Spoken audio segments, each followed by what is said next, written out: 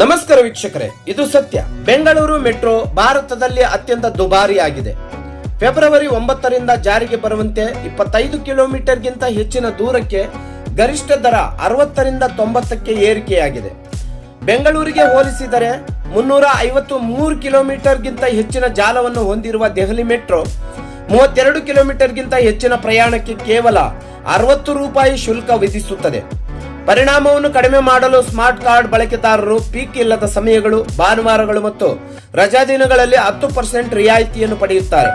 ಆದಾಗ್ಯೂ ಈ ಹೆಚ್ಚಳವು ಟೀಕೆಗಳನ್ನು ಹುಟ್ಟುಹಾಕಿದೆ.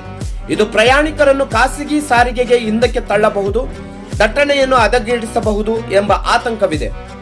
ಬಿಎಂಆರ್ಸಿಎಲ್ ಪರಿಷ್ಕರಣೆಯನ್ನು ಸಮರ್ಥಿಸಿಕೊಂಡಿದೆ. 3 ವರ್ಷಗಳಲ್ಲಿ 1280 ಕೋಟಿ ನಷ್ಟವಾಗಿದೆ ಮತ್ತು ಆರ್ಥಿಕ ಸುಸ್ಥಿರತೆಯ ಅಗತ್ಯವನ್ನು ಉಲ್ಲೇಖಿಸಿದೆ.